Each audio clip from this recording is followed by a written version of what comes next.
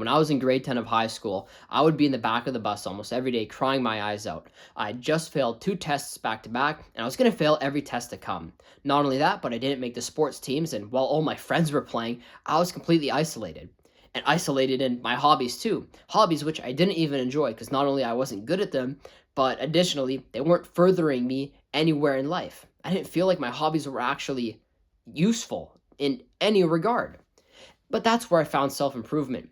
The problem is, though, while I found self improvement, the act of getting better because I didn't like where I currently was, the problem was I didn't know how to improve. There's no video to just show me, hey, Nolan, here's how you improve your life.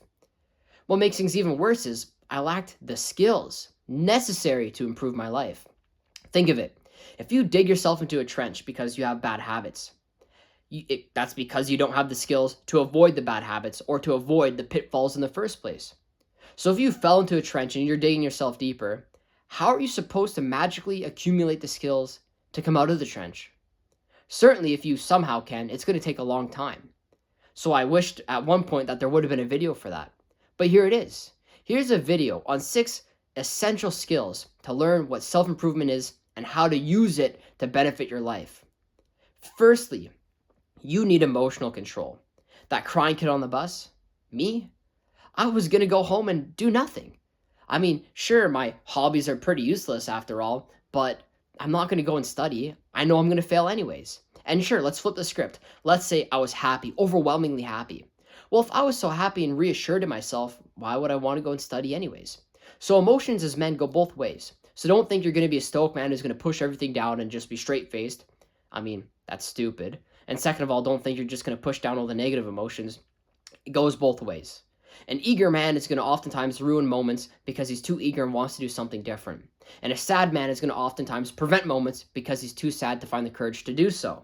And as a result of this, we need emotional control and emotional clarity. That's discernment, the ability to see through masks, to see through emotions. It's how you as a man can respect your emotions, which is very important, by the way, but also find a divide to do what's good. Understand that his sadness is pulling him away, so he's going to do the work regardless. Or he's too eager, so he's going to do something improperly, so he's going to course correct and do it the right way.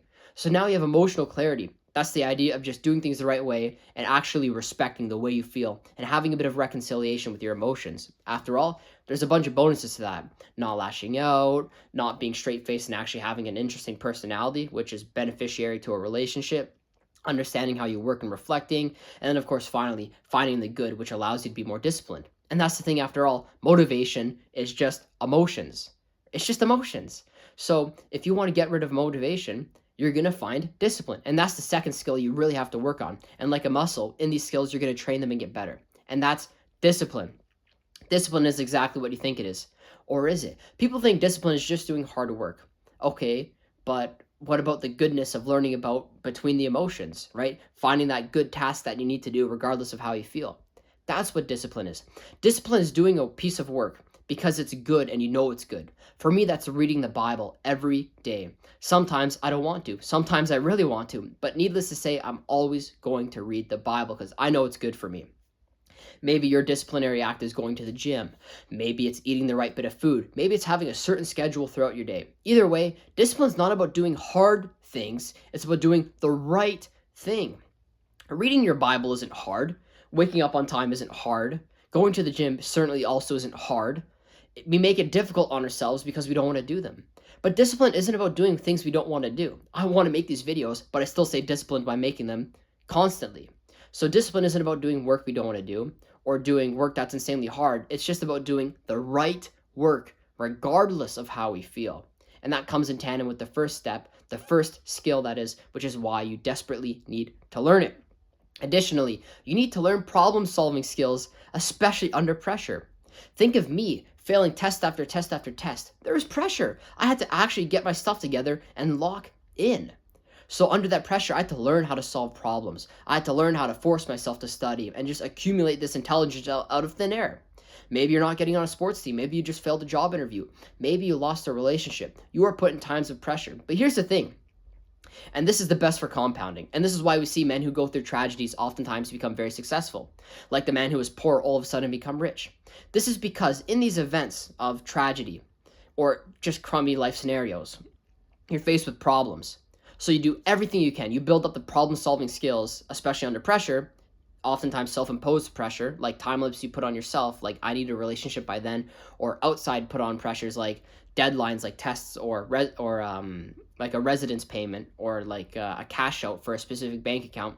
Whatever it is, these pressures that are applied to you, be it from outside influences or your own influences, make us want to create solutions for the problems. But here's the thing, what if the problems disappear all of a sudden, right? You make that payment, or you find that relationship, or you do better in school, because, obviously you're going to slowly get better, or maybe magically everything's handed to you and the problems go away.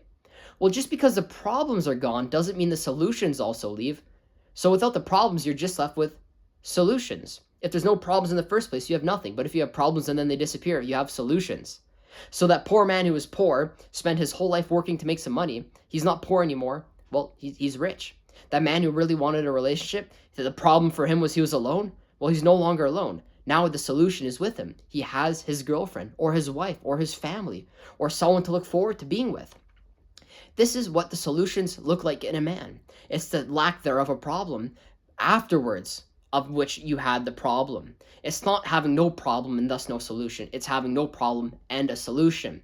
It's now you're the fact that you are able to be equipped for any scenario given off of your problems. And this is perfect because now if you have another problem, it's going to go by like that because you already have the solutions for it. Struggling with money, you already dealt with that. Struggling with a relationship, you already dealt with that. Struggling with school, you already dealt with that. You know how to overcome problems. You're going to learn quicker. Here's the other cool thing. Not only you just have solutions, but you have the ability to share solutions. So you don't even realize it, but right now that's exactly what I'm doing with you. I went through my own problems. Heartbreak, no money, all right, no future, a bunch of crummy life situations back to back to back to back. And I went through all those problems and I learned how to solve them. And I had a lot of pressure. I'll be honest, I still do have a lot of pressure. But here's my solutions. Here's everything I've learned. And here's how I'm going to teach it to you based on videos. Nonetheless, here's the fourth skill, learning quick. So you know how to solve problems. We're under a lot of pressure, but we're going to solve problems nonetheless. But no solutions are good unless we can actually implement them within a timely measure. If you can't actually pay for rent, right, within a specific time period, it doesn't matter if you make enough money. The point is you have to pay it by a certain time period. So life's about learning fast. And the more problems you go through, the more times you're going to fail, but the more times you're going to learn. And the more you learn, the quicker you'll get at it. So it's like homework. The more questions you do, the better you're going to get at solving those specific questions. So life's about learning quicker, right? I said earlier, the lack there of problems is a bunch of solutions given you already went through a bunch of problems. But that also means you're quicker at going through future problems.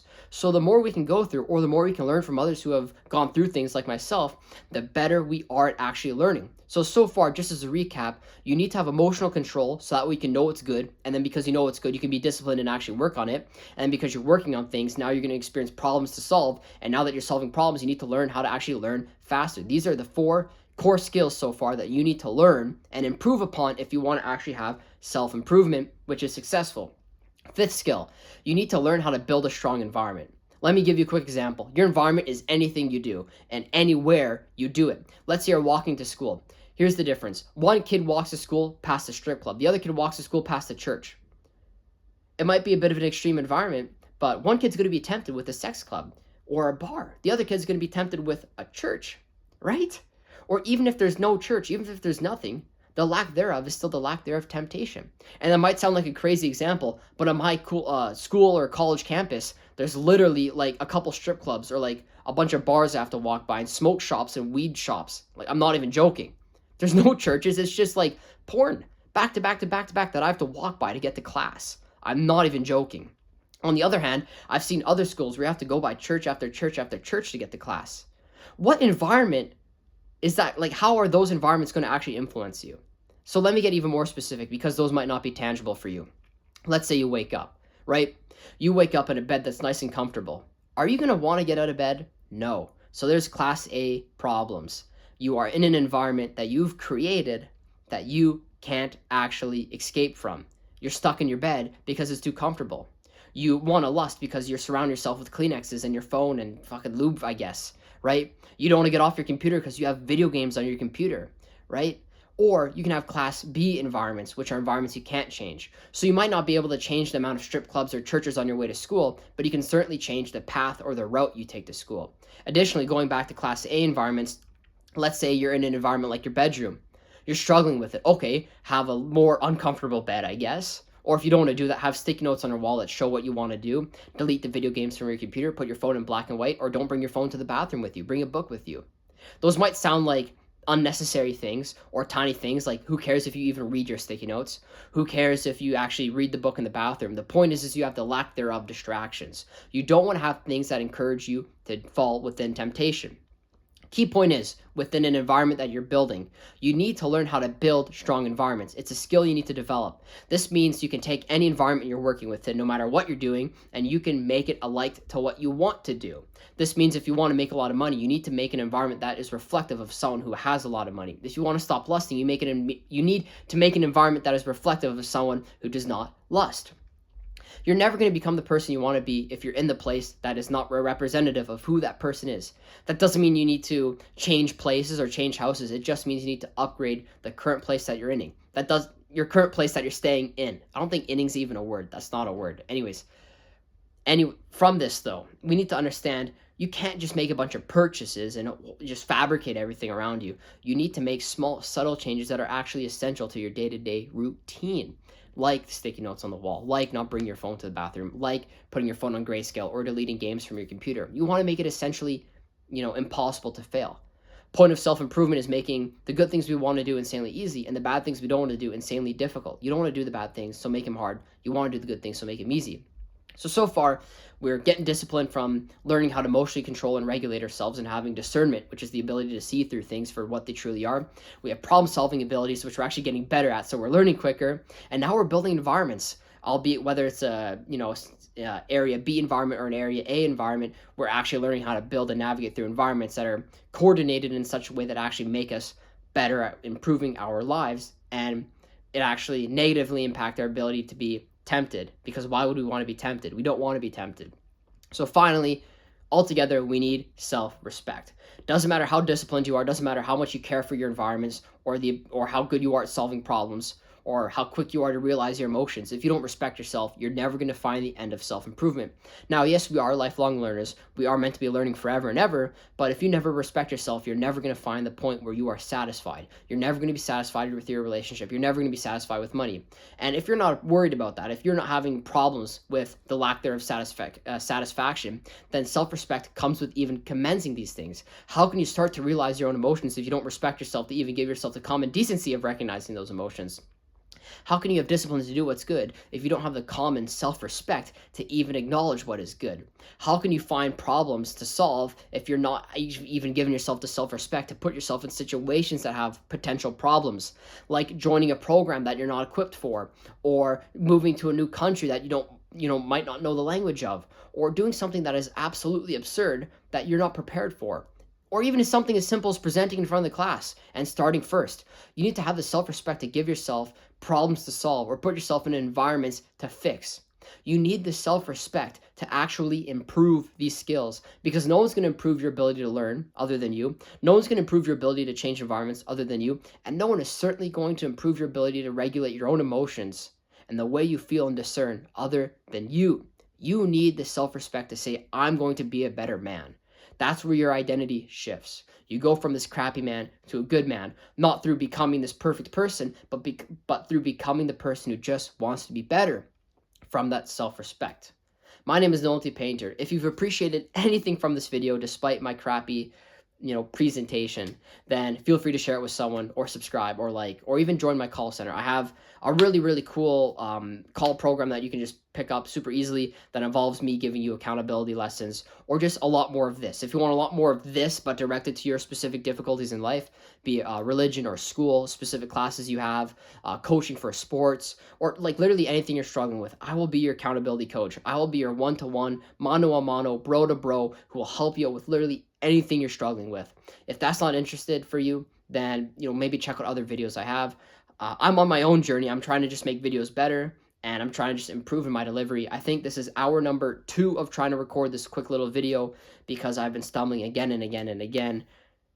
just struggling at making mistakes, struggling at presenting the video, but I don't care anymore. I don't give a fuck anymore. Anyways, I love you, but God loves you more. I'll see you tomorrow.